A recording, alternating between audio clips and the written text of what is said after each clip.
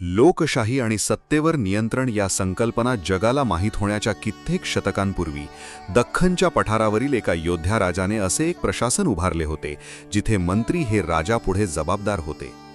साल आहे 1674. रायगड किल्ला, महाराष्ट्र. छत्रपती शिवाजी महाराजांचा नुकताच राज्याभिषेक झाला आहे.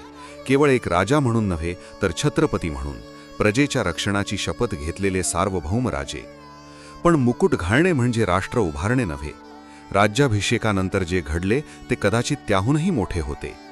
अष्टप्रधान मंडळाची स्थापना, 8 मंत्री, 8 क्षेत्रे, 17व्या शतकातील आशियातील सर्वात प्रगत राज्यव्यवस्थेपैकी एक. अष्टप्रधान म्हणजे केवळ दरबारातील मानाचे पद नव्हते, ती होती एक कार्यक्षम प्रशासकीय यंत्रणा.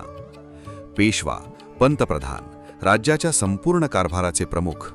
अमात्य, अर्थमंत्री, महसूल आणि खजिन्याची जबाबदारी.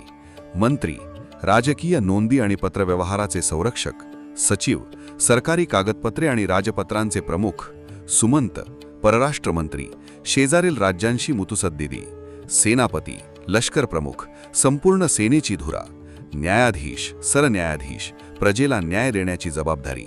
पंडितराव, धार्मिक व दानधर्म विभागाचे प्रमुख. 8 भूमिका, 8 उत्तरदायित्वे, एकच ध्येय, सुराज्य. या व्यवस्थेचे वैशिष्ट्य केवळ रचनेत नव्हते, ते होते तिच्या विचारात. ज्या युगात राजाचा शब्द हाच कायदा असे त्या काळात छत्रपती शिवाजी महाराजांनी सत्तेचे विकेंद्रीकरण केले. मंत्री हे चापलूस नव्हते, ते तज्ज्ञ होते, प्रशासक होते. मुघलांची फारसी भाषा बाजूला सारली. मराठी आणि संस्कृत ही राज्यकारभाराची भाषा झाली.